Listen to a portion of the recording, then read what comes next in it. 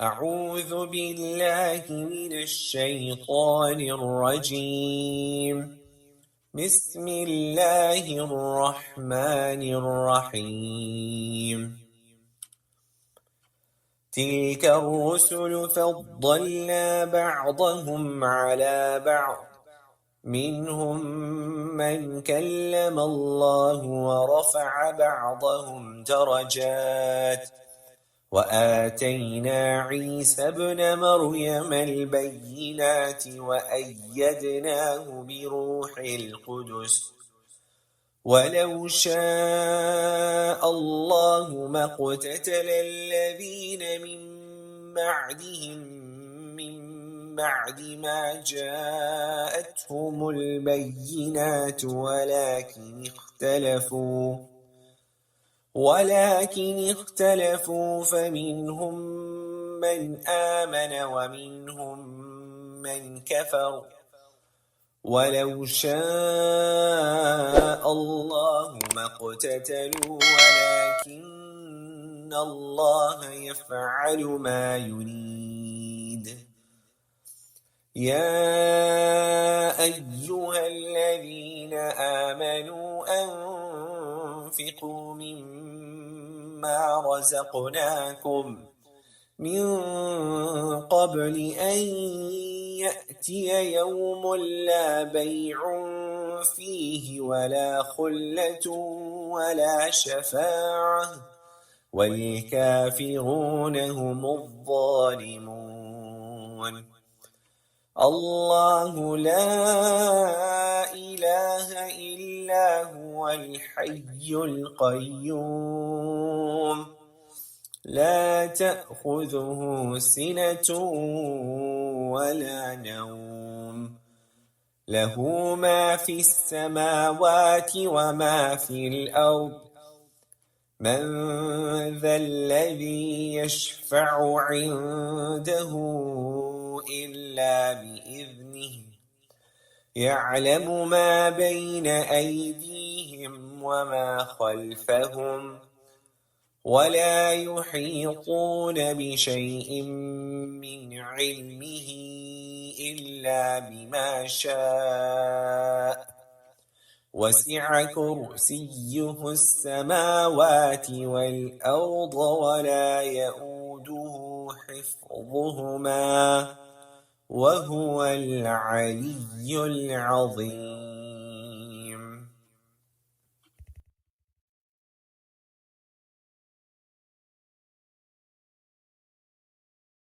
السلام علیکم ورحمۃ اللہ وبرکاتہ. نحمده ونصلی علی رسولہ الکریم اما بعد فاعوذ باللہ من الشیطان الرجیم بسم اللہ الرحمن الرحیم. رب اشرح لی صدری ویسر لی امری واحلل عقدۃ من لسانی یفقہوا قولی. ربنا زدنا علما اللہم فقہنا فی الدین ربی یسر ولا تعسر وتمم بالخیر. اللہم اجعل عملی کلہ صالحا واجعلہ لوجہک خالصا ولا تجعل لأحد فیہ شیئا. انشاءاللہ آج ہم اپنا تیسرا پارہ شروع کریں گے. اعوذ باللہ من الشیطان الرجیم بسم اللہ الرحمن الرحیم. تیسرا پارہ. تلک الرسل فضلنا بعضهم علی بعض. یہ رسول جو ہماری طرف سے انسانوں کی ہدایت پر مامور ہوئے ہم نے ان کو ایک دوسرے سے بڑھ چڑھ کر مرتبے عطا کیے. ان میں کوئی ایسا تھا جس سے اللہ سبحانہ تعالیٰ خود ہم کلام ہوئے، کسی کو اس نے دوسری حیثیتوں سے بلند درجے دیے اور آخر میں عیسیٰ علیہ السلام ابن مریم کو روشن نشانیاں عطا فرمائیں اور روح پاک سے ان کی مدد کی. اگر اللہ چاہتا تو ممکن نہ تھا کہ ان رسولوں کے بعد جو لوگ روشن نشانیاں دیکھ چکے تھے وہ آپس میں لڑتے، مگر اللہ کی مشیت یہ نہیں تھی کہ وہ لوگوں کو جبراً اختلاف سے روکے. اس وجہ سے انہوں نے باہم اختلاف کیا، پھر کوئی ایمان لایا اور کسی نے کفر کی راہ اختیار کی. ہاں اللہ چاہتا تو وہ ہرگز نہ لڑتے، مگر اللہ جو چاہتا ہے کرتا ہے۔ اس کا مطلب کیا ہے کہ رسولوں کے ذریعے سے علم حاصل ہو جانے کے بعد جو اختلافات لوگوں کے درمیان رونما ہوئے اور اختلافات سے بڑھ کر لڑائیوں تک جو نوبتیں پہنچی، تو اس کی وجہ یہ نہیں تھی کہ معاذ اللہ اللہ سبحانہ تعالیٰ بے بس تھے اور ان کے پاس ان اختلافات اور لڑائیوں کو روکنے کا زور نہیں تھا۔ نہیں، اگر وہ چاہتا تو کسی کی مجال نہیں تھی کہ انبیاء علیہ السلام کی دعوت سے سرتابی کر سکتا اور کفر و بغاوت کی راہ پر چل سکتا اور اس کی زمین میں فساد برپا کر سکتا، مگر اس کی مشیت یہ نہیں تھی کہ انسانوں سے ارادہ و اختیار کی آزادی چھین لی جائے اور انہیں خاص روش پر چلنے کے لیے مجبور کر دیا جائے۔ اس نے امتحان کے غرض سے انہیں زمین پر پیدا کیا، اس لیے ان کو اعتقاد اور عمل کی راہوں میں انتخاب کی آزادی عطا کی، اور انبیاء علیہ السلام کو لوگوں پر کوئی ایسا فرد بنا کر نہیں بھیجا کہ زبردستی انہیں ایمان اور اطاعت کی طرف کھینچ لائیں، بلکہ اس لیے بھیجا کہ دلائل اور بینات سے لوگوں کو راستے کی طرف بلانے کی کوشش کریں۔ بس جس قدر بھی اختلافات اور لڑائیوں کے ہنگامے ہوئے، وہ سب اس وجہ سے ہوئے کہ اللہ سبحانہ تعالیٰ نے لوگوں کو ارادے کی جو آزادی عطا کی تھی، اس سے کام لے کر لوگوں نے یہ مختلف راہیں اختیار کر لیں، نہ اس وجہ سے کہ اللہ ان کو راستے پر چلانا چاہتا تھا، مگر معاذ اللہ اس کو کامیابی نہیں ہوئی۔ تو یہاں پر عقیدے کی درستگی ضروری ہے۔ آگے اللہ سبحانہ تعالیٰ فرماتے ہیں، یا ایھا الذین آمنوا انفقوا مما رزقناکم من قبل ان یأتی یوم لا بیع فیہ ولا خلۃ ولا شفاعۃ والکافرون هم الظالمون۔ اے لوگو جو ایمان لائے ہو، جو کچھ مال و متاع ہم نے تم کو بخشا ہے اس میں سے خرچ کرو، قبل اس کے کہ وہ دن آئے جس میں نہ خرید و فروخت ہوگی، نہ دوستی کام آئے گی اور نہ سفارش چلے گی، اور ظالم اصل میں وہی ہیں جو کفر کی روش اختیار کرتے ہیں۔ تو اس سے مراد کیا ہے کہ راہ خدا میں خرچ کرنا ہے، اور ارشاد یہ ہو رہا ہے کہ جن لوگوں نے ایمان کی راہ اختیار کی ہے انہیں اس مقصد کے لیے جس پر وہ ایمان لائے ہیں مالی قربانیاں برداشت کرنا چاہیے۔ آخرت کی نجات کے لیے نیک اعمال اور صدقہ و خیرات ہی کام آتا ہے۔ اس کے بعد آیت الکرسی، قرآن حکیم کی سب سے عظیم آیت۔ اللہ لا الہ الا هو الحی القیوم لا تأخذہ سنۃ ولا نوم لہ ما فی السماوات وما فی الارض من ذا الذی یشفع عنده الا بإذنہ یعلم ما بین ایدیہم وما خلفہم ولا یحیطون بشیء من علمہ الا بما شاء وسع کرسیہ السماوات والارض ولا یؤودہ حفظہما وہو العلی العظیم۔ تو قرآن حکیم کی سب سے عظیم آیت ہے آیت الکرسی۔ ہر فرض نماز کے بعد اس کا پڑھنا جنت میں لے جانے کا باعث ہے۔ اس میں توحید کے 12 دلائل ہیں، اللہ سبحانہ تعالیٰ کے 5 نام ہیں، 20 سے زیادہ صفات ہیں اور 10 جملوں پر مشتمل ہے۔ انشاءاللہ اس کا ترجمہ ہم دیکھتے ہیں۔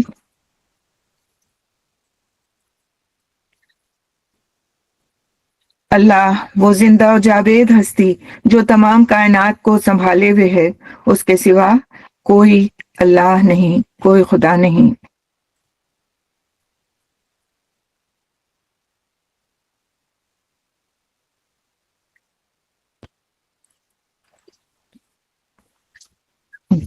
وہ نہ سوتا ہے اور نہ اسے اونگ لگتی ہے، زمین اور آسمانوں میں جو کچھ ہے اسی کا ہے۔ کون ہے جو اس کی جناب میں اس کی اجازت کے بغیر سفارش کر سکے؟ جو کچھ بندوں کے سامنے ہے اسے بھی وہ جانتا ہے، اور جو کچھ ان سے اوجھل ہے اس سے بھی وہ واقف ہے، اور اس کی معلومات میں سے کوئی چیز ان کی گرفت ادراک میں نہیں آ سکتی الا یہ کہ کسی چیز کا علم وہ خود ہی ان کو دینا چاہے۔ اس کی حکومت آسمانوں اور زمین پر چھائی ہوئی ہے، اور ان کی نگہبانی اس کے لیے کوئی تھکا دینے والا کام نہیں ہے، بس وہی ایک بزرگ و برتر ذات ہے۔ تو یہ آیت الکرسی کے نام سے مشہور ہے، اور اس میں اللہ سبحانہ تعالیٰ کی ایسی مکمل معرفت بخشی گئی ہے جس کی نظیر کہیں نہیں ملتی۔ اسی بنا پر حدیث میں اس کو قرآن کی سب سے افضل آیت قرار دیا گیا ہے۔ آگے اللہ سبحانہ تعالیٰ فرماتے ہیں لا اکراہ فی الدین قد تبین الرشد من الغی، دین کے معاملے میں کوئی زور زبردستی نہیں ہے، صحیح بات غلط خیالات سے الگ چھانٹ کر رکھ دی گئی ہے۔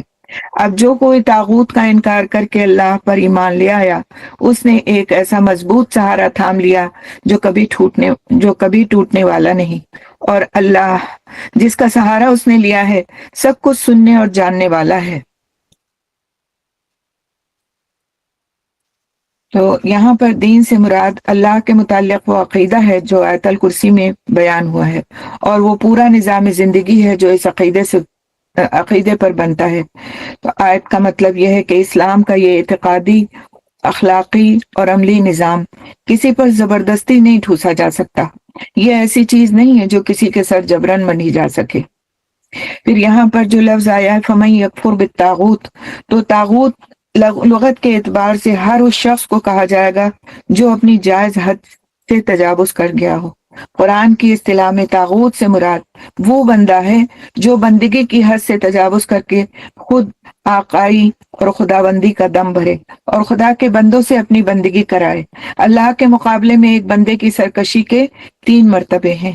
پہلا مرتبہ یہ ہے کہ بندہ اصولاً اس کی فرما برداری ہی کو حق مانے مگر عملاً اس کے احکام کے خلاف ورزی کرے، اس کا نام فسق ہے، اور اس کام کو کرنے والے کو فاسق کہا جاتا ہے۔ دوسرا مرتبہ یہ ہے کہ وہ اس کی فرما برداری سے اصولاً منحرف ہو کر یا تو خود مختار بن جائے یا اس کے سوا کسی اور کی بندگی کرنے لگے، اور ایسا کرنے والا کافر ہے اور یہ کفر ہے۔ تیسرا مرتبہ یہ ہے کہ وہ مالک سے باغی ہو کر اس کے ملک اور اس کی رعیت میں خود اپنا حکم چلانے لگے۔ اس آخری مرتبے پر جو بندہ پہنچ جائے اسی کا نام طاغوت ہے، اور کوئی شخص صحیح معنوں میں اللہ کا مومن نہیں ہو سکتا جب تک کہ وہ اس طاغوت کا منکر نہ ہو، یعنی کہ اس کا انکار نہ کرے۔ اللہ سبحانہ تعالیٰ ہم سب کو محفوظ رکھے اور ہمیں صحیح عقیدے پر قائم فرمائے۔ آگے اللہ سبحانہ تعالیٰ فرماتے ہیں اللہ ولی الذین آمنوا یخرجہم من الظلمات الی النور،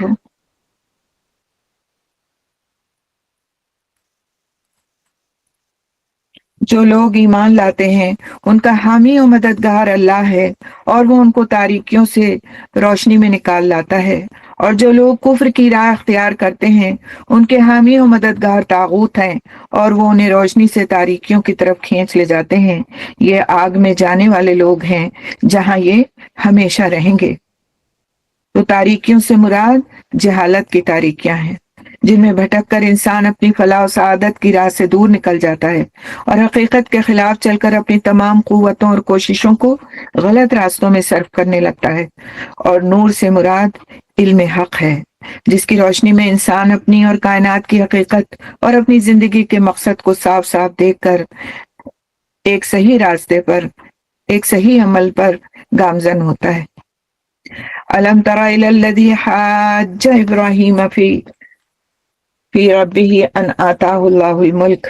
اب یہاں پر اللہ سبحانہ تعالیٰ نے 3 واقعات بیان فرمائے ہیں، اور اس کی روشنی میں انسان سمجھ سکتا ہے کہ اللہ سبحانہ تعالیٰ کا دوست کون ہے، اللہ سبحانہ تعالیٰ کا ماننے والا اور اس کی عبادت کرنے والا صحیح بندہ کون ہے، اور کون ہے جو تکبر کرتا ہے، کفر سے جا ملتا ہے۔ فرمایا کیا تم نے اس شخص کے حال پر غور نہیں کیا جس نے ابراہیم علیہ السلام سے جھگڑا کیا تھا؟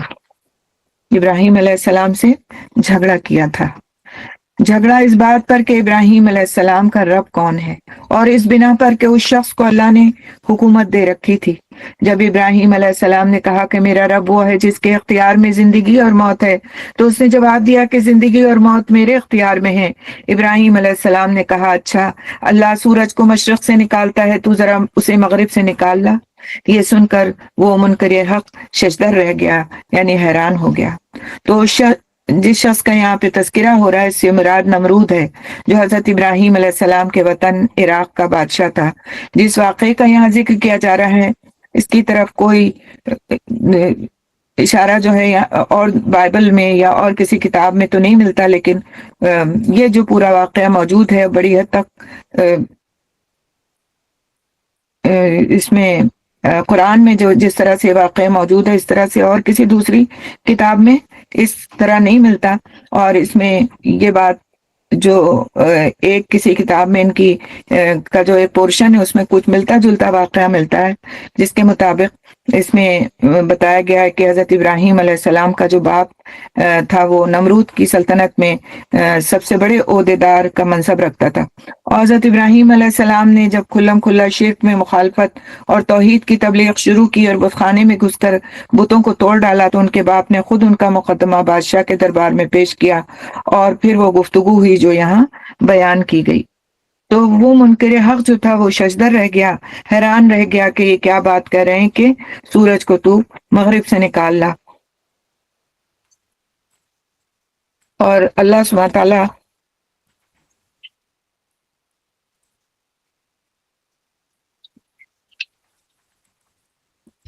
مگر اللہ سبحانہ تعالیٰ ظالموں کو راہ راست نہیں دکھایا کرتا.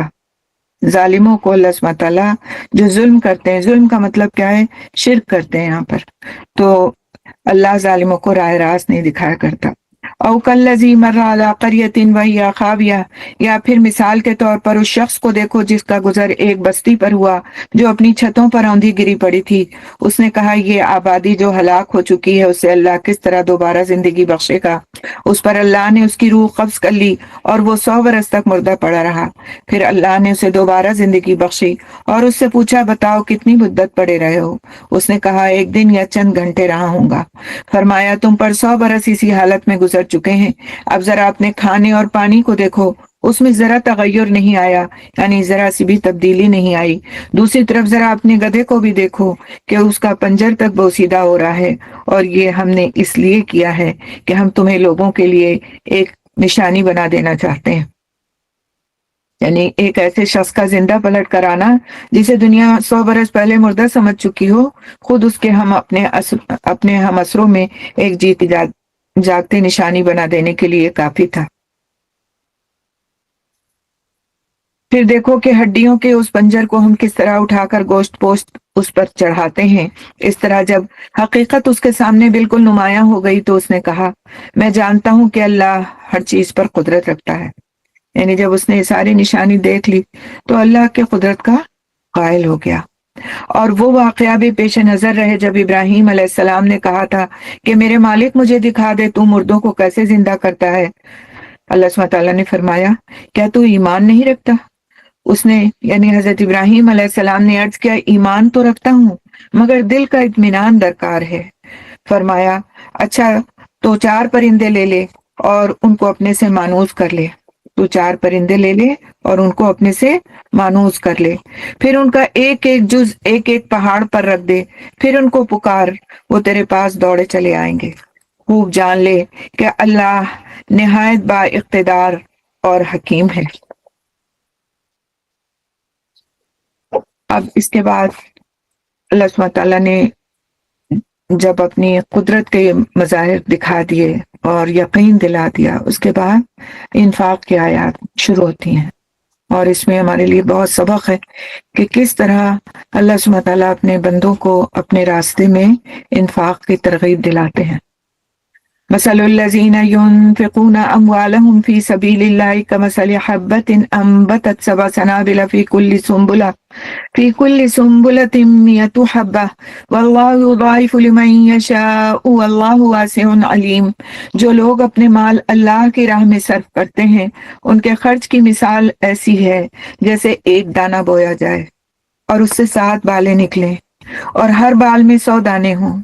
اسی طرح اللہ جس کے عمل کو چاہتا ہے افزونی عطا فرماتا ہے، یعنی بڑھا دیتا ہے. وہ فراغ دست بھی ہے اور علیم بھی ہے. تو مال کا خرچ خواہ اپنی ضروریات کی تکمیل میں ہو، یا اپنے بال بچوں کا پیٹ پالنے میں ہو، یا اپنے اعزاء و اقربا کے خبرگیری کرنے میں ہو، یا محتاجوں کی اعانت میں، یا رفاہ عام کے کاموں میں، یا اشاعت دین اور جہاد کے مقاصد میں، بہرحال اگر وہ قانون الہی کے مطابق ہو اور خالص اللہ کی رضا کے لیے ہو تو اس کا شمار اللہ ہی کی راہ میں ہوگا. اسی طرح آیت کے اختتام پر اللہ سبحانہ تعالیٰ فرماتے ہیں وہ فراغ دست بھی ہے اور علیم بھی ہے، یعنی جس قدر خلوص اور جتنے گہرے جذبے کے ساتھ انسان اللہ کی راہ میں مال خرچ کرے گا اتنا ہی اللہ کی طرف سے اس کا اجر اسے زیادہ دیا جائے گا۔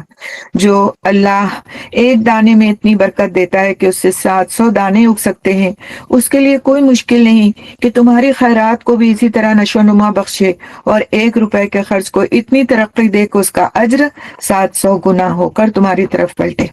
اس حقیقت کو بیان کرنے کے بعد اللہ تعالیٰ کی یہ جو 2 صفات بیان ہوئی ہیں، 2 صفات ارشاد فرمائی گئی ہیں، اس میں کیا ہے؟ ایک یہ کہ وہ فراغ دست ہے، واسعن، فراغ دست ہے اور اس کا ہاتھ تنگ نہیں ہے کہ تمہارا عمل فی الواقع جتنی ترقی اور جتنے اجر کا مستحق ہو وہ نہ دے سکے۔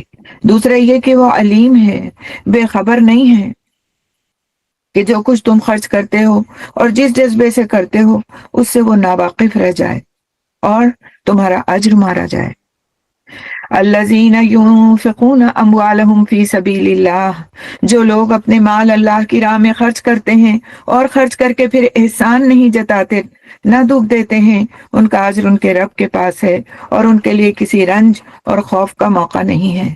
ایک میٹھا بول اور کسی ناگوار بات پر ذرا سی چشم پوشی اس خیرات سے بہتر ہے جس کے پیچھے دکھ ہو۔ اللہ بے نیاز ہے اور بردباری اس کی صفت ہے۔ اے ایمان لانے والوں، اپنے صدقات کو احسان جتا کر اور دکھ دے کر اس شخص کی طرح خاک میں نہ ملا دو جو اپنا مال محض لوگوں کو دکھانے کے لیے خرچ کرتا ہے اور نہ اللہ پر ایمان رکھتا ہے نہ آخرت پر۔ تو یہ جو فقرہ ہے کہ کون سا عمل بہتر ہے اللہ کے نزدیک، کہ یہ جو اس میں 2 باتیں ارشاد ہوئی ہیں اور یہ بات کہی گئی کہ ایسا صدقہ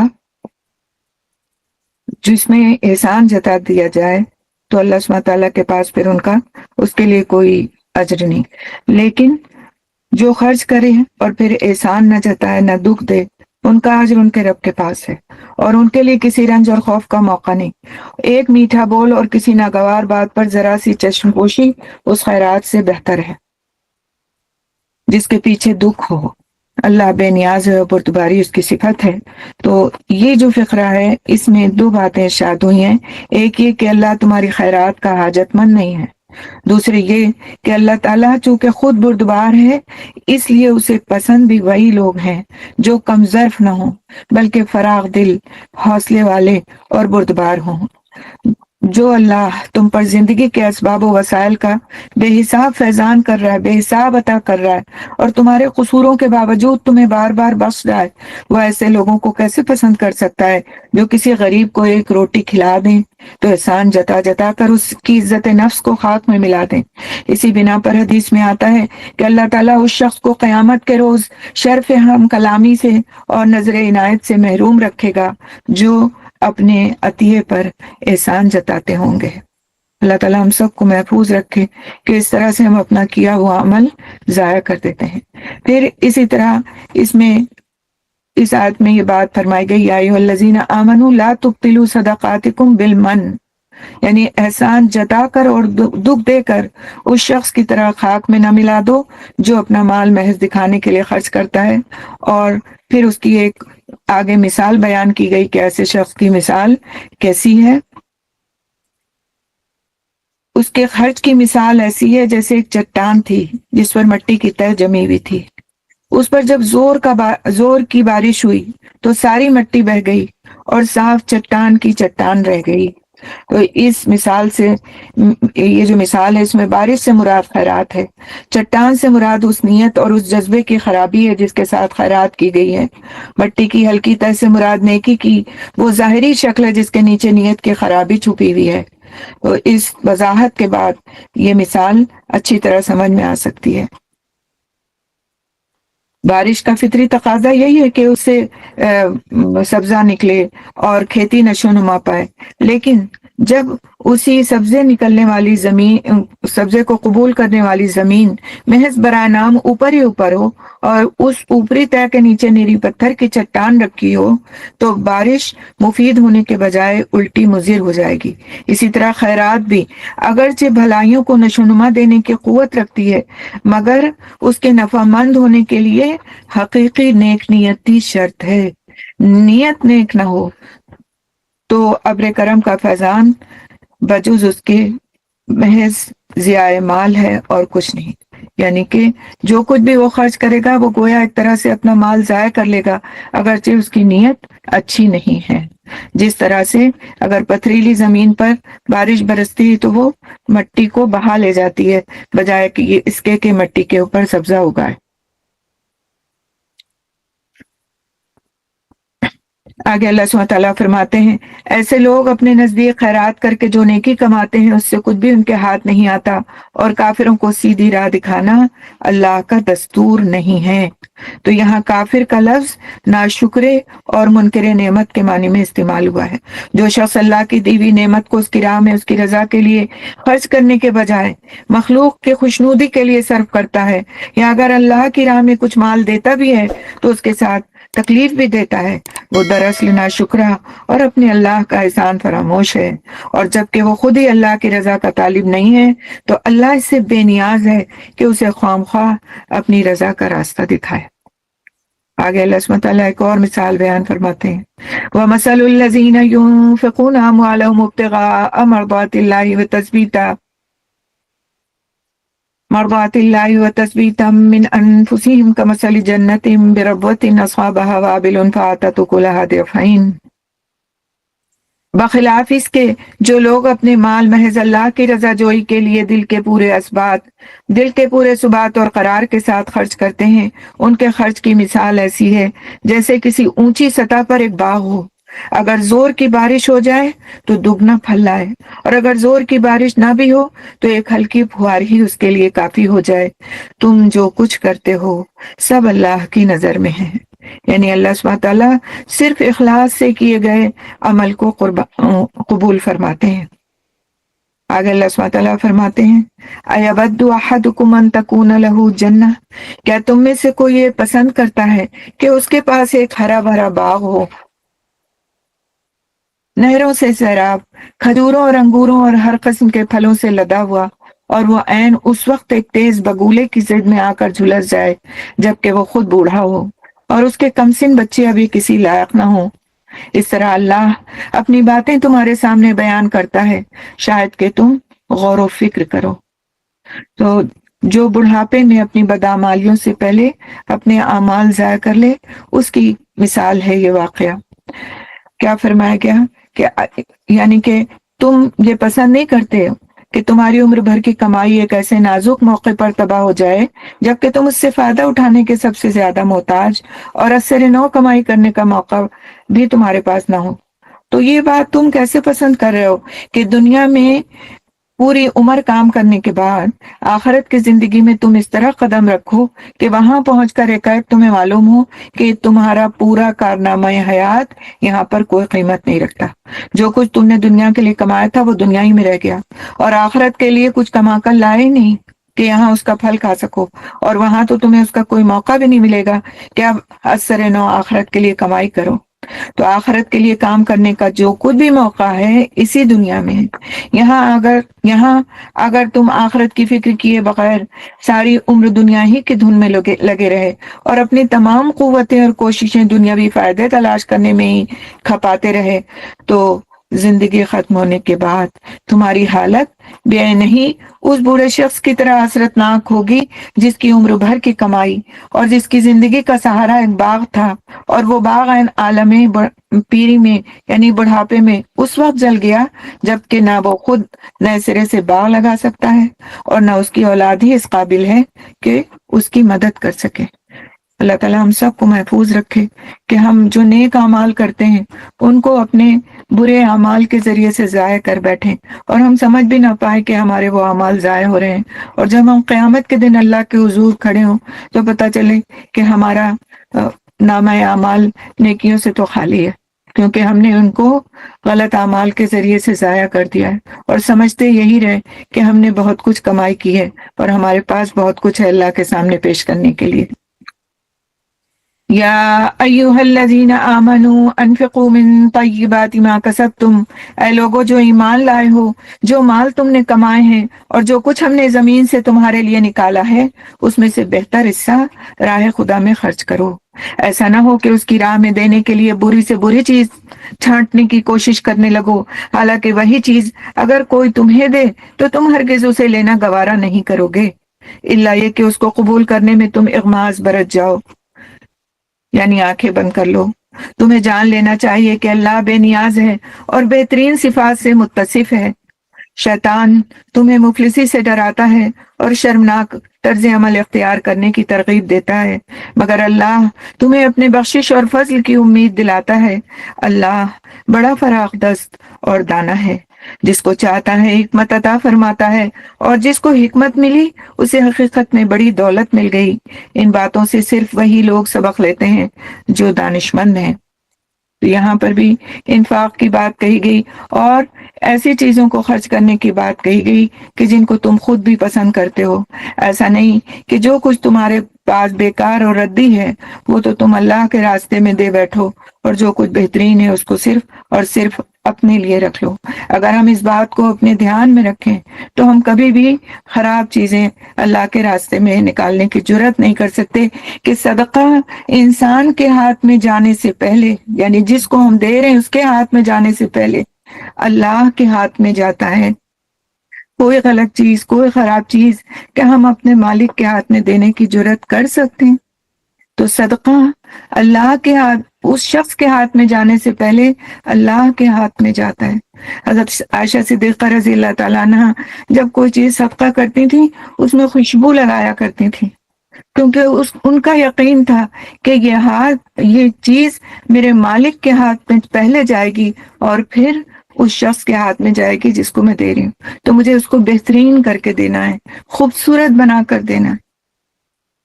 اگر ہم اپنے کوئی کپڑے لتے ایسے نکال بھی رہے ہیں جو ہماری ضرورت سے زیادہ ہیں اور ہم دینے جا رہے ہیں، تو ہم ان کو اس حالت میں کر کے دیں دوسرے کو کہ اس کو دیکھ کر کے اس کا دل نہ خراب ہو کہ مجھے ملا کیا ہے۔ اچھی طرح سے دھو لیں، پریس کر دیں، خوشبو لگا دیں اور اس طرح سے کسی کو دیں۔ تو اگر یہ ہمارا یقین ہو جائے کہ جائے گی چیز مالک کے ہاتھ میں پہلے، تو ہمارا طرز عمل دینے کے سلسلے میں بالکل بدل جائے۔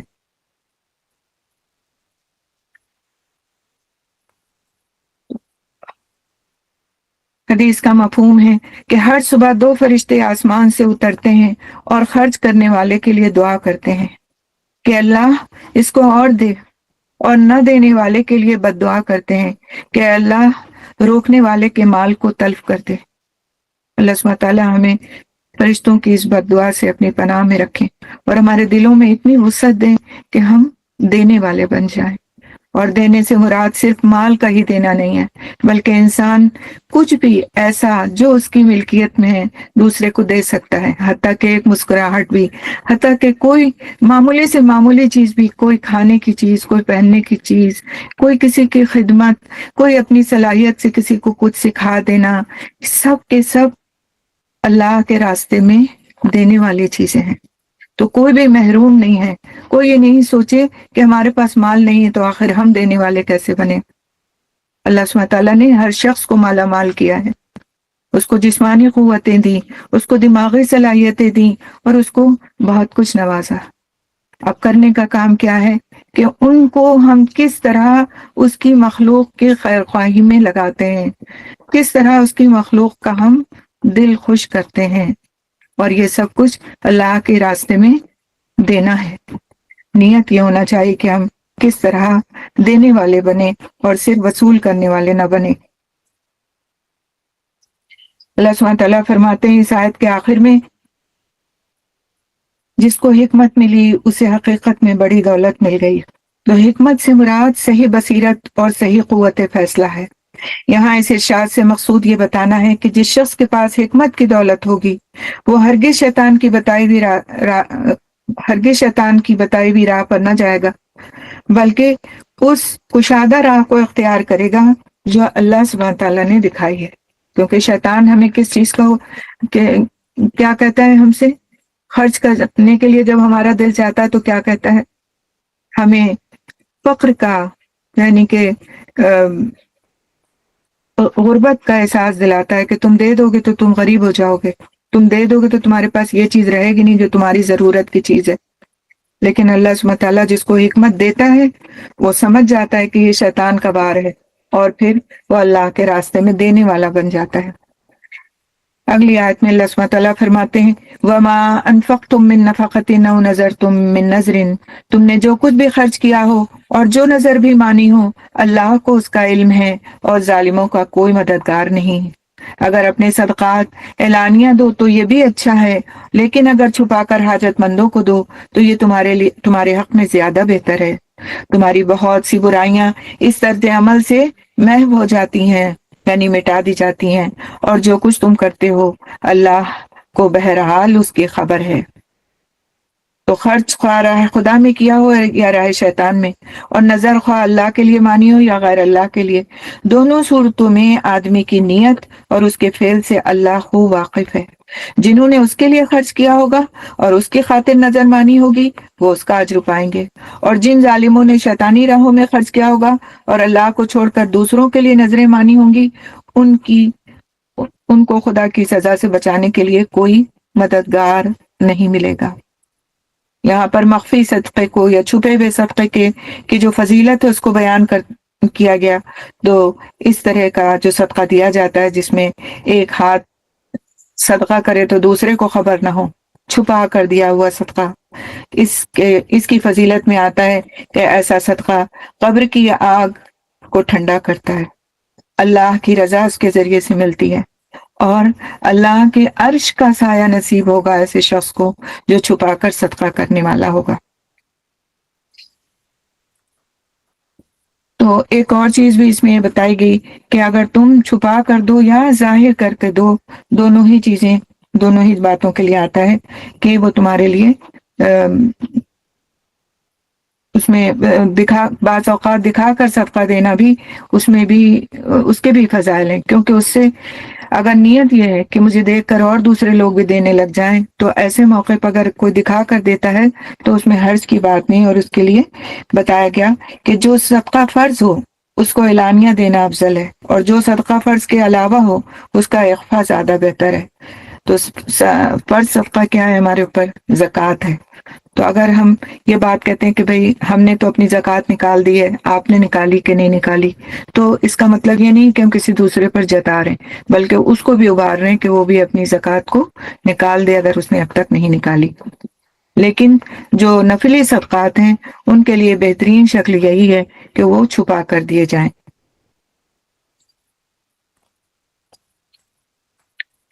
آگے اللہ سبحانہ تعالیٰ فرماتے ہیں لوگوں کو ہدایت بخش دینے کی ذمہ داری تم پر نہیں ہے، ہدایت تو اللہ ہی جسے چاہتا ہے بخشتا ہے، اور خیرات میں جو مال تم خرچ کرتے ہو وہ تمہارے اپنے لیے بھلا ہے، آخر تم اسی لیے تو خرچ کرتے ہو کہ اللہ کی رضا حاصل ہو. تو جو کچھ مال تم خیرات میں خرچ کرو گے اس کا پورا اجر تمہیں دیا جائے گا، اور تمہاری حق تلفی ہرگز نہیں کی جائے گی. تمہاری حق تلفی ہرگز نہیں کی جائے گی. خاص طور پر مدد کے مستحق وہ تنگ دست لوگ ہیں جو اللہ کے کام میں ایسے گر گئے ہیں کہ اپنی ذاتی کسب معاش کے لیے زمین میں کوئی دوڑ دھوپ نہیں کر سکتے. ان کی خودداری دیکھ کر ناواقف آدمی گمان کرتا ہے کہ یہ خوشحال ہیں. تم ان کے چہروں سے ان کی اندرونی حالت پہچان سکتے ہو، مگر وہ ایسے لوگ نہیں ہیں کہ لوگوں کے پیچھے پڑ کر کچھ مانگے. ان کی اعانت میں جو کچھ مال تم خرچ کرو گے، یعنی ان کی مدد میں جو کچھ مال تم خرچ کرو گے وہ اللہ سے پوشیدہ نہیں رہے گا. یعنی اس گروہ سے مراد وہ لوگ ہیں جو اللہ کے دین کی خدمت میں اپنے آپ کو ہمتاً وقف کر دیتے ہیں، سارا وقت انہیں خدمات میں صرف کر دینے کی وجہ سے اس قابل نہیں رہتے کہ اپنی معاش پیدا کرنے کے لیے کوئی جد و جہد کر سکیں. رسول اکرم صلی اللہ علیہ وسلم کے زمانے میں اس قسم کے رضاکاروں کا ایک مستقل گروہ تھا جو تاریخ میں اصحاب صفہ کے نام سے مشہور ہے۔ یہ 300-400 آدمی تھے جو اپنے اپنے گھر بار چھوڑ کر مدینہ آ گئے تھے۔ ہر وقت رسول صلی اللہ علیہ وسلم کے ساتھ رہتے تھے، ہر خدمت کے لیے ہر وقت حاضر رہتے تھے۔ حضور صلی اللہ علیہ وسلم جس مہم پر ان کو چاہتے انہیں بھیج دیتے تھے، اور جب مدینے سے باہر کوئی کام نہیں ہوتا اس وقت یہ مدینہ ہی میں رہ کر دین کا علم حاصل کرتے تھے اور دوسرے بندگان خدا کو اس کی تعلیم دیتے تھے۔ تو چونکہ یہ لوگ پورا وقت دینے والے کارکن تھے اور اپنی ضروریات فراہم کرنے کے لیے اپنے ذاتی وسائل نہیں رکھتے تھے، اس لیے اللہ تعالیٰ نے عام مسلمانوں کو توجہ دلائی کہ خاص طور پر ان کی مدد کرنا انفاق فی سبیل اللہ کا بہترین مصرف ہے، اور ایسے لوگ آج بھی موجود ہیں۔ تو ان کا خیال رکھنا کس کا فرض ہے؟ ان کا جو ایک عام زندگی گزارتے ہیں اور اپنی کمائی، دنیاوی کمائی کرتے ہیں۔ الذین ينفقون اموالهم باللیل والنہار سرا وعلانیہ فلہم اجرہم عند ربہم ولا خوف علیہم ولا هم یحزنون۔ جو لوگ اپنے مال شب و روز کھلے اور چھپے خرچ کرتے ہیں ان کا اجر ان کے رب کے پاس ہے اور ان کے لیے کسی خوف اور رنج کا مقام نہیں۔ تو یہاں پر بتایا گیا ہے کہ پہلے یہ بتایا گیا کہ کس کو دینا ہے، کیسے دینا ہے، یعنی کہ جس طرح دینا ہے اس کو بتایا گیا کہ کسی طرح کا احسان نہیں جتانا۔ پھر بتایا گیا کہ دینا کس کو ہے، ان لوگوں کو جو واقعی مستحق ہیں، اور اب یہ اس آیت میں ہی بتایا گیا کہ کب دینا ہے۔ تو شب و روز کی بات کہی گئی، یعنی یہ نہیں کہ صدقہ دن ہی کو نکالا جائے یا صدقہ رات کو ہی نکالا جائے، تو دن و رات خرچ کرنے کی بات کہی گئی۔ تو دیکھیے اب رمضان آ رہے ہیں، قیام اللیل کے لیے جاتے وقت کچھ نہ کچھ صدقہ کر دیں، اسی طرح سے دن میں کچھ نہ کچھ صدقہ کریں، کسی بھی طرح سے، مال سے، اپنی خدمت سے، اپنی صلاحیت سے، لوگوں کی خیر و عافیت پوچھنے سے، ان کی کسی خدمت سے، ان کو کچھ پکا کر دینے سے، کسی بھی طرح سے۔ تو یہ صدقہ و خیرات کو بہترین طریقے سے کرنے اور سکھانے والا مہینہ اللہ سبحانہ وتعالیٰ ہم سب کو نصیب فرمائے، جس کے ہم بہت نزدیک ہیں۔ اور یہ صرف رمضان کے لیے ہی نہیں ہے بلکہ اور مہینوں میں بھی اور دنوں میں بھی اس پریکٹس کو جاری رکھا جا سکتا ہے، اور جب ہم پہلے سے اس کی پریکٹس کرتے ہیں تبھی پھر آگے اس مہینے میں کرنے کی ہماری عادت بنتی ہے۔ یہاں سے سود کی آیات شروع ہوتی ہیں۔ سود کے بارے میں اللہ سبحانہ تعالیٰ فرماتے ہیں الذین یأکلون الربا لا یقومون الا کما یقوم الذی یتخبطہ الشیطان من المس، مگر جو لوگ سود کھاتے ہیں ان کا حال اس شخص کا سا ہوتا ہے جسے شیطان نے چھو کر باولا کر دیا ہو، اور اس حالت میں ان کے مبتلا ہونے کی وجہ یہ ہے کہ وہ کہتے ہیں تجارت بھی تو آخر سود ہی جیسی چیز ہے، حالانکہ اللہ سبحانہ تعالیٰ نے تجارت کو حلال کیا ہے اور سود کو حرام۔ لہٰذا جس شخص کو اس کے رب کی طرف سے یہ نصیحت پہنچے اور آئندہ کے لیے وہ سود خوری سے باز آ جائے تو جو کچھ وہ پہلے کھا چکا سو کھا چکا، اس کا معاملہ اللہ کے حوالے ہے، اور جو اس حکم کے بعد پھر اسی حرکت کا اعادہ کرے وہ جہنمی ہے جہاں وہ ہمیشہ رہے گا۔ اللہ سود کا مٹھ مار دیتا ہے اور صدقات کو نشو نما دیتا ہے، یعنی اللہ تعالیٰ یمحق اللہ الربا، سود کا مٹھ مار دیتا ہے، یعنی سود کی جو ایک طرح سے بڑھ کے ملنے کا نفع جو نظر آتا ہے وہ کوئی نفع نہیں ہوتا، اور صدقات کو نشو نما دیتا ہے، یعنی صدقات کو بڑھاتا ہے اور دن دوگنی رات چوگنی اس میں برکت عطا کرتا ہے۔ واللہ لا يحب كل کفار نسیم، اور اللہ سبحانہ تعالیٰ کسی ناشکر بد عمل انسان کو پسند نہیں کرتا۔ اب اپنے آپ کو جانچ لے انسان کہ میں اللہ سبحانہ تعالیٰ کے پسندیدہ بندوں میں سے ہوں یا نہیں ہوں۔ دو چیزیں بتائی گئی ساتھ میں، کسی ناشکر بد عمل، تو کہیں ہمارے اندر ناشکری تو نہیں ہے، یا پھر اعمال کی کوئی ایسی خرابی کہ اللہ کی محبت سے محرومی ہو جائے۔ اللہ تعالیٰ ہم سب کو اس طرح کے گناہوں سے بچنے کی توفیق عطا کرے جو ہم انجانے میں کرتے چلے جاتے ہیں اور جس کا ہمیں احساس بھی نہیں ہوتا کہ ہم محروم کس چیز سے ہو رہے ہیں، یعنی ہم اللہ کی محبت سے محروم ہو جاتے ہیں اگر ہم ناشکری کرتے ہیں اور بدعمالیاں کرتے ہیں۔ آگے اللہ سبحانہ تعالیٰ فرماتے ہیں ان الذین آمنوا وعملوا الصالحات واقاموا الصلاة وآتوا الزکاة لهم اجرهم عند ربهم ولا خوف علیہم ولا هم یحزنون۔ ہاں، جو لوگ ایمان لے آئیں اور نیک عمل کریں اور نماز قائم کریں اور زکوٰۃ دیں، ان کا اجر بے شک ان کے رب کے پاس ہے اور ان کے لیے کسی خوف اور رنج کا موقع نہیں۔ اے لوگو جو ایمان لائے ہو، اللہ سے ڈرو اور جو کچھ تمہارا سود لوگوں پر باقی رہ گیا ہے اسے چھوڑ دو، اگر واقعی تم ایمان لائے ہو۔ اگر تم نے ایسا نہ کیا تو آگاہ ہو جاؤ کہ اللہ اور اس کے رسول کی طرف سے تمہارے خلاف اعلان جنگ ہے، اور یہ ایسی بات ہے کہ کسی بھی گناہ کے بعد یہ بات نہیں کہی گئی کہ تمہارے خلاف اعلان جنگ ہے۔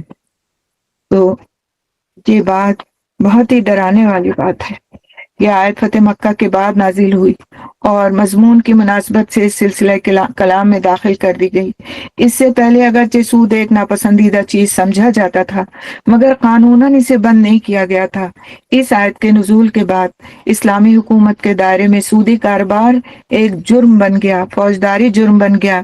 عرب کے جو قبیلے سود کھاتے تھے ان کو نبی صلی اللہ علیہ وسلم نے اپنے عمال کے ذریعے سے، اپنے گورنرز کے ذریعے سے آگاہ فرما دیا کہ اگر اب وہ اس لین دین سے باز نہ آئے تو ان کے خلاف جنگ کی جائے گی۔ اگر تم نے ایسا نہ کیا تو آگاہ ہو جاؤ کہ اللہ اور اس کے رسول کی طرف سے تمہارے خلاف اعلان جنگ ہے۔ اب بھی توبہ کر لو اور سود چھوڑ دو تو تم اپنا اصل سرمایہ لینے کے تم حقدار ہو۔ اب بھی توبہ کر لو اور سود چھوڑ دو تو اپنا اصل سرمایہ لینے کے تم حقدار ہو۔ نہ تم ظلم کرو اور نہ تم پر ظلم کیا جائے۔ تمہارا قرض دار تنگ دست ہو تو ہاتھ کھلنے تک اسے مہلت دو، اور جو صدقہ کر دو تو یہ تمہارے لیے زیادہ بہتر ہے اگر تم سمجھو۔ اس دن کی رسوائی اور مصیبت سے بچو جبکہ تم اللہ کی طرف واپس ہوگے۔ وہاں ہر شخص کو اس کی کمائی ہوئی نیکی یا بدی کا پورا پورا بدلہ مل جائے گا اور کسی پر ظلم نہیں ہوگا۔ تو جو شخص اب جب سودی کاروبار سے منع کیا گیا تو وہاں پھر قرض کی طرف اور قرض کا دینا اور لینا ہے اس کی اہمیت بتائی گئی اور اس کی طرف توجہ دلائی گئی کہ اس کا قرض کا لین دین، یعنی کہ قرض کا دینے والا ایک طرف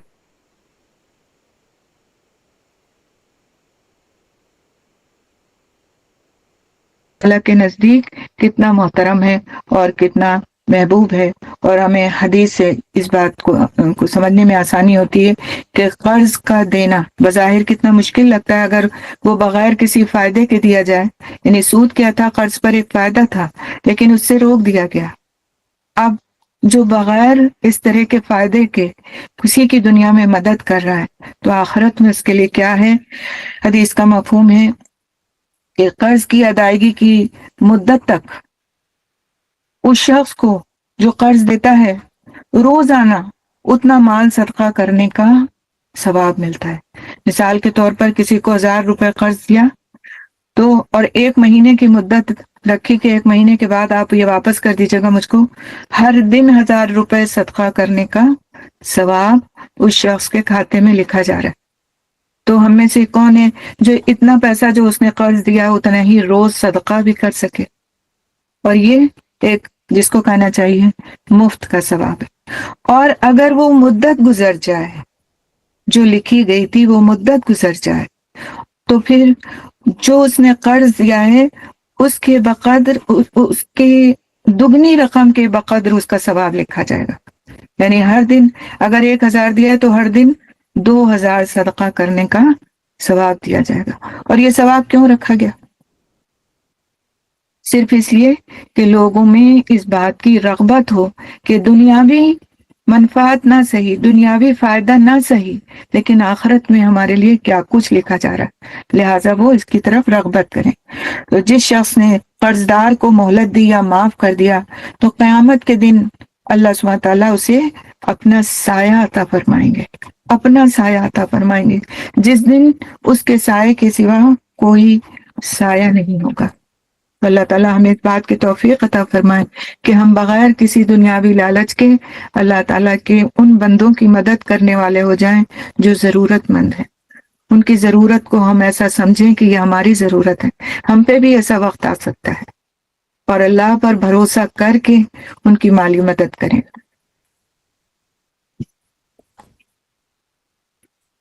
آگے اللہ سبحانہ تعالیٰ فرماتے ہیں، آیت دین ہے جس میں اگر قرض دیا جائے یا کسی طرح کا لین دین کا معاملہ ہو تو اس کے بارے میں کیا کرنا چاہیے اور کیا چیز زیادہ مناسب ہے اس بات کے لیے کہ پھر اس میں کوئی شک کی گنجائش نہ رہے، اور یہ قرآن حکیم کی سب سے لمبی آیت ہے۔ اعوذ باللہ من الشیطان الرجیم، یا ایھا الذین آمنوا اذا تداینتم بدین الی اجل مسمی فاکتبوہ، اے لوگوں جو ایمان لائے ہو، جب کسی مقرر مدت کے لیے تم آپس میں قرض کا لین دین کرو تو اسے لکھ لیا کرو۔ فریقین کے درمیان انصاف کے ساتھ ایک شخص دستاویز تحریر کرے جسے اللہ نے لکھنے پڑھنے کی قابلیت بخشی ہو، اسے لکھنے سے انکار نہیں کرنا چاہیے۔ وہ لکھے اور املا وہ شخص کرائے جس پر حق آتا ہے، یعنی قرض لینے والا۔ لکھوا ہے کون؟ قرض لینے والا۔ اور اسے اللہ یعنی اپنے رب سے ڈرنا چاہیے کہ جو معاملہ طے ہوا ہو اس میں کمی بیشی نہ کرے۔ لیکن اگر قرض لینے والا خود نادان یا ضعیف ہو یا املا نہ کرا سکتا ہو تو اس کا ولی انصاف کے ساتھ املا کرائے۔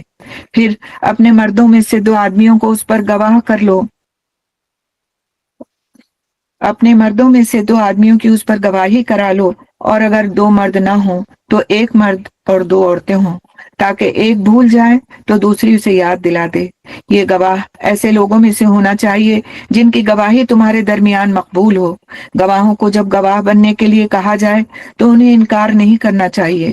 معاملہ خواہ چھوٹا ہو یا بڑا، میعاد کی تعیین کے ساتھ اس کی دستاویز لکھوا لینے میں کاہلی نہ کرو۔ اللہ کے نزدیک یہ طریقہ تمہارے لیے زیادہ انصاف پر مبنی ہے، اس سے شہادت قائم ہونے میں زیادہ سہولت ہوتی ہے اور تمہارے شکوک و شبہات میں مبتلا ہونے کا امکان کم رہ جاتا ہے۔ ہاں، جو تجارتی لین دین دست بدست تم لوگ آپس میں کرتے ہو اس کو نہ لکھا جائے تو کوئی حرج نہیں، یعنی 1 to 1 بیسس پر تو روزمرہ کی ذاتی ضرورت کی چیزیں جو انسان خرید و فروخت کرتا ہے اس کے بارے میں یہ بات کہی گئی کہ اگر اس کو نہ لکھا جائے تو کوئی حرج نہیں، مگر تجارتی معاملے طے کرتے وقت گواہ کر لیا کرو، کاتب اور گواہ کو ستایا نہ جائے۔ ایسا کرو گے تو گناہ کا ارتکاب کرو گے۔ اللہ کے غضب سے بچو، وہ تم کو صحیح طریقے عمل کی تعلیم دیتا ہے اور اسے ہر چیز کا علم ہے۔ تو اس طرح سے سود سے جب روکا گیا تو قرض کے احکام بتا دیے گئے، اور 3 اہم باتیں اس میں ہیں کہ قرض کو لکھا جائے، مدت مقرر کی جائے اور گواہ بنائے جائیں۔ آگے اللہ سبحانہ تعالیٰ فرماتے ہیں، اگر تم سفر کی حالت میں ہو اور دستاویز لکھنے کے لیے کوئی کاتب نہ ملے تو رہن بالقبض پر معاملہ کرو، یعنی کوئی چیز رہن رکھ کر کے اور تو پھر قرض لے سکتے ہو۔ اگر تم میں سے کوئی شخص دوسرے پر بھروسہ کر کے اس کے ساتھ کوئی معاملہ کرے تو جس پر بھروسہ کیا گیا ہے اسے چاہیے کہ امانت ادا کرے اور اللہ اپنے رب سے ڈرے، اور شہادت ہرگز نہ چھپاؤ، یعنی شہادت دینے سے گریز کرنا یا شہادت میں صحیح واقعات کے اظہار سے پرہیز کرنا، دونوں پر شہادت چھپانے کا اطلاق ہوتا ہے، لہذا شہادت کو چھپانا گناہ ہے۔ جو شہادت چھپاتا ہے اس کا دل گناہ میں آلودہ ہے اور اللہ تمہارے اعمال سے بے خبر نہیں ہے۔ آگے اللہ سبحانہ تعالیٰ فرماتے ہیں آخری رکوع سورہ بقرہ کا، للہ ما فی السماوات و ما فی الارض وان تبدوا ما فی انفسکم او تخفوہ یحاسبکم بہ اللہ، آسمانوں اور زمین میں جو کچھ ہے سب اللہ کا ہے، تم اپنے دل کی باتیں خواہ ظاہر کرو یا چھپاؤ، اللہ بہرحال ان کا حساب تم سے لے لے گا، پھر اسے اختیار ہے جسے چاہے معاف کر دے اور جسے چاہے سزا دے، وہ ہر چیز پر قدرت رکھتا ہے۔ تو اس فقرے میں 2 باتیں مزید ارشاد ہوئیں، ایک کہ ہر انسان فرداً اللہ کے سامنے ذمہ دار اور جواب دہ ہے، دوسری یہ کہ جس بادشاہ زمین و آسمان کے سامنے انسان جواب دہ ہے وہ غیب و شہادت کا علم رکھنے والا ہے، حتیٰ کہ دلوں کے چھپے ہوئے ارادے اور خیالات تک اس سے پوشیدہ نہیں ہیں۔ آمن الرسول بما انزل الیہ من ربہ والمؤمنون، رسول اس ہدایت پر ایمان لایا ہے جو اس کے رب کی طرف سے اس پر نازل ہوئی ہے، اور جو لوگ اس رسول کے ماننے والے ہیں یعنی نبی کریم صلی اللہ علیہ وسلم کے، انہوں نے بھی اس ہدایت کو دل سے تسلیم کر لیا ہے۔ یہ سب اللہ اور اس کے فرشتوں اور اس کی کتابوں اور اس کے رسولوں کو مانتے ہیں، اور ان کا قول یہ ہے کہ ہم اللہ کے رسولوں کو ایک دوسرے سے الگ نہیں کرتے، ہم نے حکم سنا اور اطاعت قبول کی، مالک ہم تجھ سے خطا بخشی کے طالب ہیں اور ہمیں تیری ہی طرف پلٹنا ہے۔ اللہ کسی متنفس پر یعنی کسی زندہ شخص پر اس کی مقدرت سے بڑھ کر ذمہ داری کا بوجھ نہیں ڈالتا۔ ہر شخص نے جو نیکی کمائی ہے اس کا پھل اسی کے لیے ہے، اور جو بدی سمیٹی ہے اس کا وبال اسی پر ہے۔ پھر ایمان والوں کو دعا کرنے کا سلیقہ بتاتے ہوئے فرمایا، اے ایمان والو تم یوں دعا کیا کرو۔ کس طرح؟ اے ہمارے رب، ہم سے بھول چوک میں جو قصور ہو جائیں ان پر گرفت نہ کر، مالک ہم پر وہ بوجھ نہ ڈال جو تو نے ہم سے پہلے لوگوں پر ڈالے تھے۔ پروردگار جس بار کو اٹھانے کی طاقت ہم میں نہیں ہے وہ ہم پر نہ رکھ، ہمارے ساتھ نرمی فرما، ہم سے درگزر فرما، ہم پر رحم کر، تو ہمارا مولا ہے، کافروں کے مقابلے میں ہماری مدد فرما۔ ربنا لا تؤاخذنا ان نسینا او اخطانا ربنا ولا تحمل علينا إصرا كما حملته على الذين من قبلنا ربنا ولا تحملنا ما لا طاقة لنا به واعف عنا واغفر لنا وارحمنا أنت مولانا فانصرنا على القوم الكافرين۔ آمین یا رب آمین۔ اللہ تعالیٰ تو ہم سے قبول فرما لے جو کچھ ہم نے پڑھا ہے اور اس میں جو کچھ ہم نے سیکھا ہے، محض اپنے فضل و کرم سے تو ہم کو سکھا دے، اور ہمارے اس پڑھنے کو قبول فرما، اور آگے ہمیں اپنی اس کتاب ہدایت سے سبق لینے والا بنا، سیکھنے والا بنا، اور اس کو ہماری زندگی کا ساتھی بنا دے، اور مرنے کے بعد اس کو ہمارے لیے حجت بنا، ہمارے خلاف حجت نہ بنا۔ یا رب قرآن حکیم کی اس سب سے طویل سورت کو پڑھنے کا تو نے ہمیں اعزاز بخشا، ہمیں توفیق بخشی، بس تو ہم پر اتنا کرم اور فرما دے کہ تو اسے ہم سے قبول فرما لے، ہمارے بیٹھنے کو، سننے کو اور ہمارے آگے پہنچانے کے اس عمل کو محض اپنے فضل و کرم سے، اپنی رحمت سے کوتاہیوں کو معاف کر کے قبول فرما لے۔ تو اس کی فضیلت، اس رکوع کی فضیلت میں فرمایا گیا کہ رات کو پڑھنے والے کو کافی ہو جاتی ہیں، یعنی اگر کوئی اس کو رات کو پڑھ لیتا ہے تو اس کے لیے کافی ہو جاتی ہیں۔ تو کافی ہونے کی کئی باتیں اس کے ضمن میں کہی گئیں کہ اس کو رات بھر کی عبادت سے کافی ہو جاتی ہیں، اور یہ بھی کہا گیا کہ رات میں اس کی ہر چیز سے حفاظت کے لیے کافی ہو جاتی ہیں، ہر شر سے حفاظت کے لیے کافی ہو جاتی ہیں، لہٰذا اس کا معمول بنانا چاہیے۔ مشکل سے 2 منٹ صرف ہوتے ہیں، تو پوری کوشش کریں کہ رات، دیکھیے ہم سمجھتے ہیں کہ ہم عشاء کے بعد ہی جو کام کریں گے تبھی وہ کام رات میں شمار ہوگا، مغرب کے بعد سے رات شروع ہو جاتی ہے۔ کسی کو عشاء بعد ٹائم نہیں ملتا، مغرب بعد ملتا ہے، تو مغرب کے بعد ہی اس کو پڑھ لیں، اور کوشش کریں کہ اس کو یاد کر لیں، کیونکہ اس کی جو دعا ہے اس میں بہت ہی خوبصورت دعا ہے، اور رسول اکرم صلی اللہ علیہ وسلم کو یہ آیات عرش کے خزانے سے عطا ہوئی تھی، عرش کے خزانے سے، جیسے سورہ فاتحہ عطا ہوئی تھی عرش کے خزانے سے، اسی طرح یہ آیات بھی عرش کے خزانے سے عطا ہوئی تھی۔ تو کوئی چیز اگر خزانے میں سے نکال کے دی جائے تو وہ کتنی قیمتی ہوتی ہے، تو اس کی قیمت کا اندازہ کرنا چاہیے، اس کی اہمیت کا بھی اندازہ کرنا چاہیے۔ انشاءاللہ تعالی ہم سورت آل عمران کی شروعات کریں گے، اور یہ بھی قرآن حکیم کی طویل سورت ہے۔ اللہ تعالیٰ اس کو ہمیں اچھی طرح سے پڑھنے اور اس سے سبق حاصل کرنے کی توفیق عطا فرمائے۔ رسول اکرم صلی اللہ علیہ وسلم نے فرمایا، 2 روشن صورتیں یعنی سورۃ البقرہ، سورۃ آل عمران کو سیکھو، کیونکہ یہ دونوں صورتیں قیامت کے دن سائبانوں کی شکل میں یا پرندوں کی 2 صف بستہ ٹولیوں کی شکل میں آئیں گی اور اپنے پڑھنے والوں کا دفاع کریں گی۔ مسند احمد کی یہ روایت ہے۔ تو اس صورت میں ایک جگہ پر آل عمران کا ذکر آیا ہے، اسی کو علامت کے طور پر اس کا نام قرار دے دیا گیا۔ سورت کا خطاب خصوصیت کے ساتھ 2 گروہوں کی طرف ہے، ایک اہل کتاب یعنی یہود و نصارہ کی طرف، اور دوسرے وہ لوگ جو رسول اکرم صلی اللہ علیہ وسلم پر ایمان لائے۔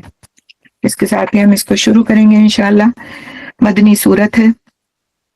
اعوذ باللہ من الشیطان الرجیم، بسم اللہ الرحمن الرحیم۔ الف لام میم، اللہ لا الہ الا هو الحی القیوم۔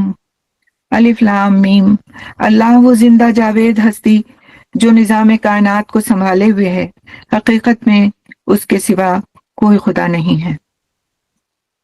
نزل علیک الکتاب بالحق مصدقا لما بین یدیہ وانزل التوراۃ والانجیل۔ اس نے تم پر یہ کتاب نازل کی جو حق لے کر آئی ہے اور ان کتابوں کی تصدیق کر رہی ہے جو پہلے سے آئی ہوئی تھیں۔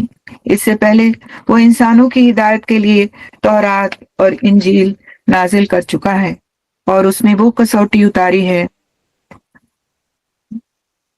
یعنی ایسی کسوٹی جو حق اور باطل کا فرق دکھانے والی ہے۔ اب جو لوگ اللہ کے فرامین کو قبول کرنے سے انکار کریں ان کو یقیناً سخت سزا ملے گی۔ اللہ بے پناہ طاقت کا مالک ہے اور برائی کا بدلہ دینے والا ہے۔ تو اس آیت میں، آیت نمبر 4 میں جو بات کہی گئی واللہ عزیز ذو انتقام، تو انتقام، ذو انتقام جو ہے وہ اللہ سبحانہ تعالیٰ کا نام نہیں ہے بلکہ اللہ سبحانہ تعالیٰ کی ایک فعلی صفت ہے۔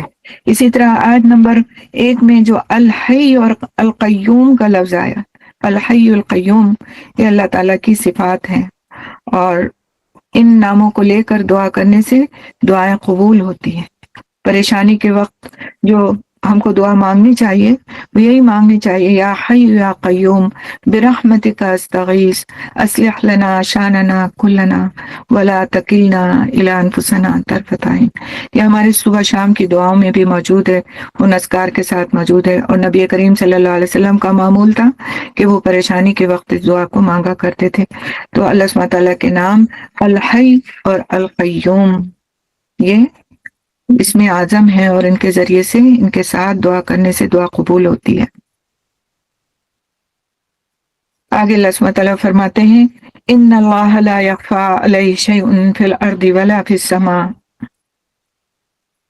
زمین اور آسمان کی کوئی چیز اللہ سے پوشیدہ نہیں، وہی تو ہے جو تمہاری ماؤں کے پیٹ میں تمہاری صورتیں جیسی چاہتا ہے بناتا ہے۔ اس زبردست حکمت والے کے سوا کوئی اور خدا نہیں ہے، وہی خدا ہے جس نے یہ کتاب تم پر نازل کی۔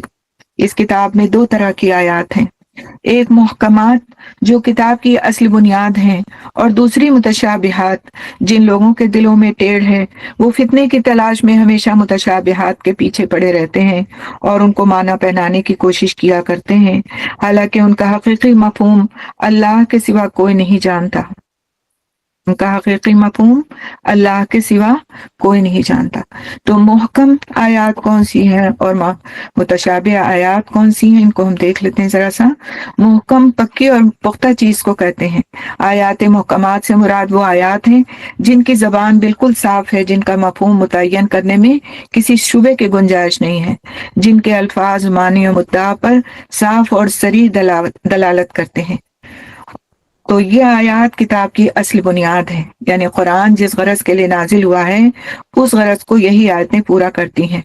انہی میں اسلام کی طرف دنیا کو دعوت دی گئی ہے، انہی میں عبرت و نصیحت کی باتیں فرمائی گئی ہیں، انہی میں گمراہیوں کی تردید اور راہ راست کی توضیح کی گئی ہے، انہی میں دین کے بنیادی اصول بیان کیے گئے ہیں۔ انہی آیات میں، یعنی محکم آیات میں، عقائد، عبادات، اخلاق، فرائض اور امر و نہی کے احکامات ارشاد ہوئے ہیں۔ تو یہ جو محکم آیات ہیں سیدھی سادی احکام کو بیان کرتی ہوئے آیات ہیں، اور جو لوگ اللہ پر ایمان لاتے ہیں وہ ان آیات پر ایمان لاتے ہیں اور ان کے ذریعے سے اپنی زندگی کے راستے متعین کرتے ہیں۔ متشابہات وہ آیات، یعنی وہ آیات جن کے مفہوم میں اشتباہ کی گنجائش ہے، یعنی ملتے جلتے کئی معنی کا جس میں احتمال ہوتا ہے اور تعویل کی گنجائش ہوتی ہے، یعنی اس کا ایک معنی یہ بھی نکل سکتا ہے اور ایک معنی وہ بھی نکل سکتا ہے۔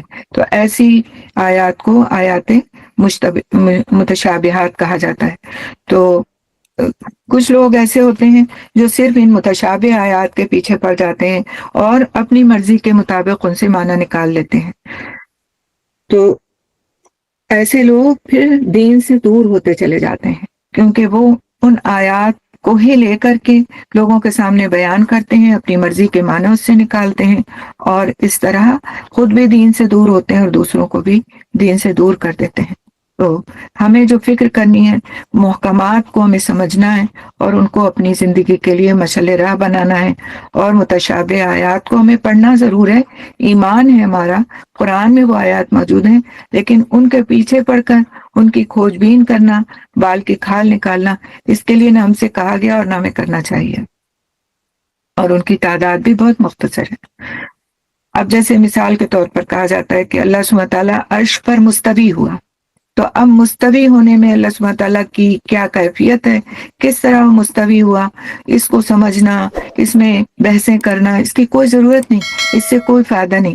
بس ہم یہ سمجھ لیں کہ ہم سے کہا گیا اللہ سبحانہ تعالیٰ عرش پر مستوی ہوا، لہٰذا عرش پر مستوی ہوا، بس اب اس لفظ کے مزید معنی جاننے کی ہمارے لیے کوئی ضرورت نہیں۔ بیٹھا، کھڑا ہوا، ٹھہرا، کوئی معنی نہیں ہے اس کے، بس مستوی ہوا تو مستوی ہوا۔ اللہ سبحانہ تعالیٰ کے اعمال کو انسان کے اعمال پر رکھ کر کے نہیں پرکھا جا سکتا، لہٰذا اس طرح کی آیات کے پیچھے نہیں پڑنے کی ضرورت ہے۔ آگے اللہ سبحانہ تعالیٰ فرماتے ہیں وَالرَّاسِخُونَ فِي الْعِلْمِ يَقُولُونَ آمَنَّا بِهِ كُلٌّ مِّنْ عِندِ رَبِّنَا، بخلاف اس کے جو لوگ علم میں پختہ کار ہیں وہ کہتے ہیں کہ ہمارا ان پر ایمان ہے، یہ سب ہمارے رب ہی کی طرف سے ہیں، اور سچ یہ ہے کہ کسی چیز سے صحیح سبق صرف دانشمند لوگ ہی حاصل کرتے ہیں۔ وہ اللہ سے دعا کرتے رہتے ہیں کہ پروردگار، جب تو ہمیں سیدھے راستے پر لگا چکا ہے تو پھر کہیں ہمارے دلوں کو کجی میں مبتلا نہ کر دیجیے، ہمیں اپنے خزانہ فیض سے رحمت عطا کر کے ہمیں اپنے خزانہ فیض سے رحمت عطا فرما کہ تو ہی فیاض حقیقی ہے۔ ربنا، بڑے خوبصورت دعا ہے، اس کو بھی یاد کرنے کی ضرورت ہے۔ ربنا لا تزغ قلوبنا بعد اذ ہدیتنا وہب لنا من لدنک رحمہ انک انت الوہاب۔ تو ایسے لوگ جو صاحب علم ہیں، پختہ ہیں علم میں، وہ کیسی دعائیں مانگتے ہیں؟ ثابت قدمی کی دعائیں مانگتے ہیں، رحمت کی دعائیں مانگتے ہیں، اور رحمت کی اقسام بتائی گئی کہ مومنوں کے لیے جس کو خاص کیا گیا جس رحمت کو، وہ ایمان کی رحمت ہے۔ متقیوں کے لیے جس رحمت کو خاص کیا گیا وہ اطاعت کی رحمت ہے، اور اولیاء کو کے ساتھ جس رحمت کو خاص کیا گیا وہ ان کو ولایت عطا کرنے کی رحمت ہے، اور انبیاء کے ساتھ جس رحمت کو خاص کیا گیا وہ نبوت کی رحمت ہے۔ تو اللہ سبحانہ تعالیٰ اپنے جس بندے کے ساتھ چاہے اس بندے کو وہ خاص رحمت عطا فرما سکتا ہے، وہی اس پر قادر ہے، اور ہمیں اس سے اس کی بہترین رحمت کو طلب کرنا چاہیے۔ ربنا لا تزغ قلوبنا بعد إذ هديتنا وهب لنا من لدنك رحمة وهب لنا من لدنك رحمة وهب لنا من لدنك رحمة، ہمیں اپنے خزانہ فیض سے رحمت عطا فرما کہ تو ہی فیاض حقیقی ہے۔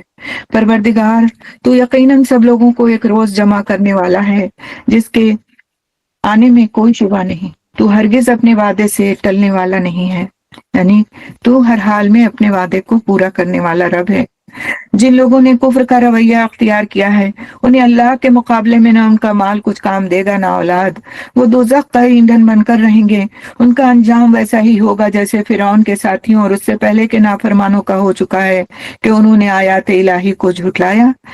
نتیجہ یہ ہوا کہ اللہ نے ان کے گناہوں پر انہیں پکڑ لیا، اور ان کا سب سے بڑا گناہ کیا تھا؟ کفر کرنا اور تکبر کرنا۔ تو اللہ نے ان کے گناہوں پر انہیں پکڑ لیا، اور حق یہ ہے کہ اللہ سخت سزا دینے والا ہے۔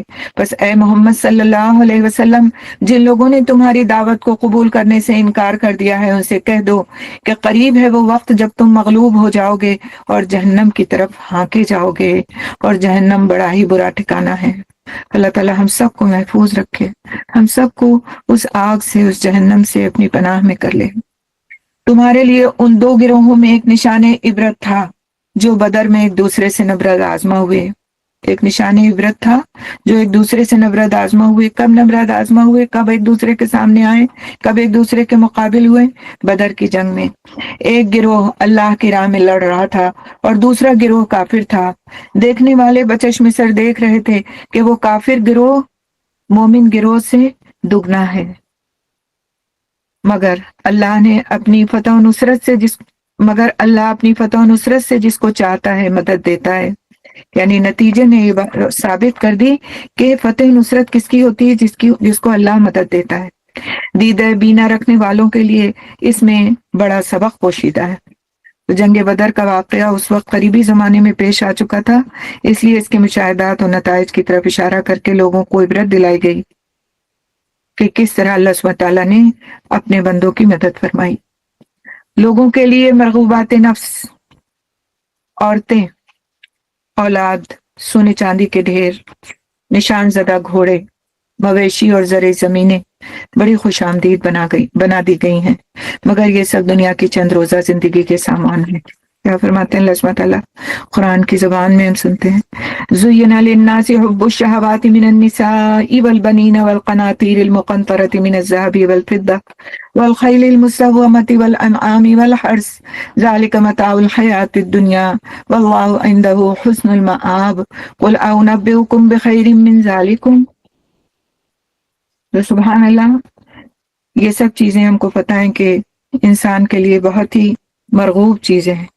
تو شہوات سے مراد کیا ہے کہ کسی پسندیدہ مرغوب چیز کی طرف نفس کا کھینچ جانا، نفس اس کی طرف مائل ہو، صرف مائل نہ ہو بلکہ کھینچ جائے۔ تو یہاں پر ان چیزوں کو، یہ جو حب و شہوات ہیں جس میں یہ چیزیں بیان کی گئیں اور ان کی جو خوبصورتی لوگوں کے دلوں میں بس جاتی ہے اس کا بیان کیا گیا۔ تو ایسی چیزوں کو متاع کہا گیا۔ متاع سے کیا مراد ہے کہ بس ایسی چیز جس سے تھوڑی دیر کے لیے فائدہ اٹھایا جا سکے۔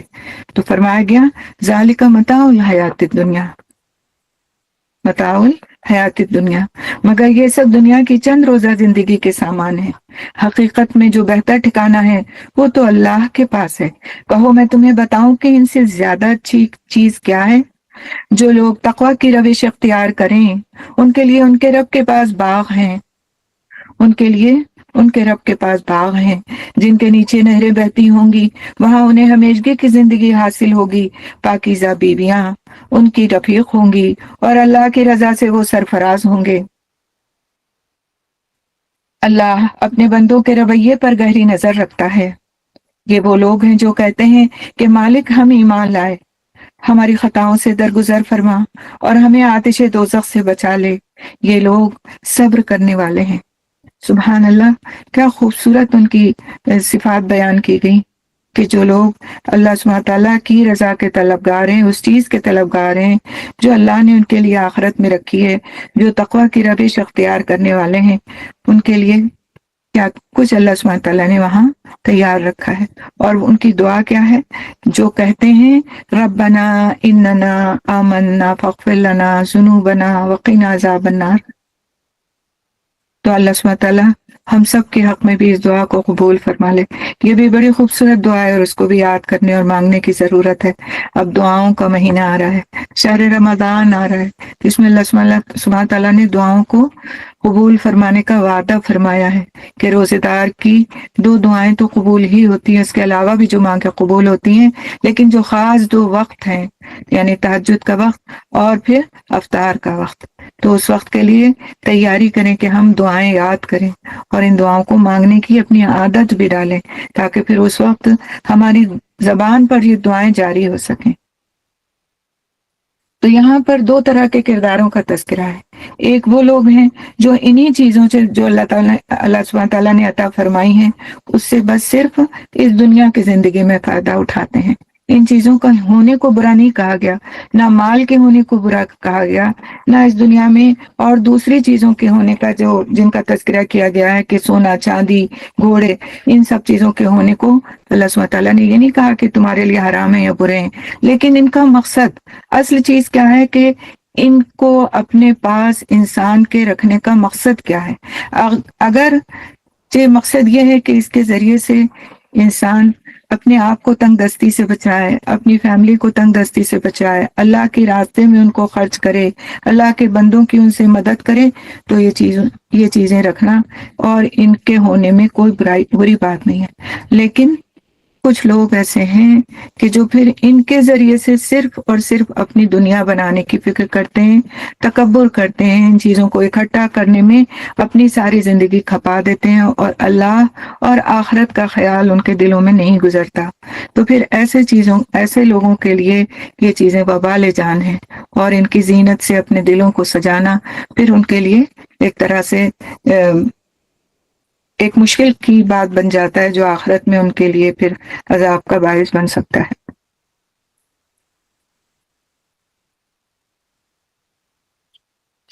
آگے اللہ سبحانہ تعالیٰ فرماتے ہیں، یہ وہ لوگ ہیں جو کہتے ہیں کہ مالک ہم ایمان لائے، ہماری خطاؤں سے درگزر فرما اور ہمیں آتش دوزخ سے بچا لے. یہ لوگ صبر کرنے والے ہیں، تو راہ حق میں پوری طرح استقامت دکھانے والے ہیں. کسی نقصان یا مصیبت سے یہ لوگ ہمت نہیں ہارتے ہیں، کسی ناکامی سے دل شکستہ نہیں ہوتے ہیں، کسی لالچ سے پھسل نہیں جاتے ہیں، اور ایسی حالت میں بھی حق کا دامن مضبوطی کے ساتھ تھامے رہتے ہیں جبکہ بظاہر اس کی کامیابی کا کوئی امکان نظر نہ آتا ہو. ایسے لوگ، ان کو اللہ سبحانہ تعالیٰ پسند فرماتے ہیں. اور ان کی ایک اور جو صفت بتائی اللہ سبحانہ تعالیٰ نے، اور مزید اور بھی صفات بتائیں جن کو ابھی ہم اگلی آیت میں انشاءاللہ دیکھیں گے، کہ اس طرح کے لوگ جو ان چیزوں سے واقعی فائدہ اٹھاتے ہیں، ان دنیاوی چیزوں سے اپنی آخرت بناتے ہیں، وہ کیسے لوگ ہوتے ہیں؟ الصابرین، صبر کرنے والے. یہ لوگ صبر کرنے والے ہیں. والصادقین، راست باز ہیں. والقانتین، فرما بردار ہیں. والمنفقین، اور فیاض ہیں. والمستغفرین بالاسحار، اور رات کی آخری گھڑیوں میں اللہ سے مغفرت کی دعائیں مانگا کرتے ہیں.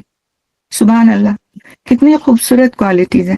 ہمیں خود کو دیکھنا ہے کہ ان میں سے کیا کچھ ہمارے اندر ہے اور کیا کچھ کے لیے ہمیں مزید کوشش کرنی ہے. اللہ سبحانہ تعالیٰ نے خود شہادت دی ہے کہ اس کے سوا کوئی خدا نہیں، اور یہی شہادت فرشتوں اور سب اہل علم نے بھی دی ہے. وہ انصاف پہ قائم ہے. اس زبردست حکیم کے سوا فی الواقع کوئی خدا نہیں ہے. لا الہ الا هو العزیز الحکیم، وہی ہمارا رب ہے. اللہ تعالیٰ اس کلمے کے ساتھ ہی ہم کو اس دنیا سے جانے کی توفیق عطا فرمائے. یہی کلمہ ہمارا آخری کلمہ ہو جو اللہ سبحانہ تعالیٰ نے اپنے رسول کے ذریعے ہم کو سکھایا. لا الہ الا اللہ محمد رسول اللہ. اللہ سبحانہ تعالیٰ ہم کو موت کے وقت اس کلمے کو نصیب فرما دے، اور دل کی محبت کے ساتھ اور پورے ایمان کے ساتھ ہم کو اس کلمے کو پڑھنے والا، اس کا ورد کرنے والا بنا دے، اور خوب ہماری زبانوں پر اس کو جاری فرما دے. آمین ثم آمین. سبحان اللہ بحمدی، سبحانک اللہم بحمدک، نشہد ان لا الہ الا انت، نستغفرک نستغفرک نستغفرک ونتوب الیک. السلام علیکم ورحمۃ اللہ وبرکاتہ.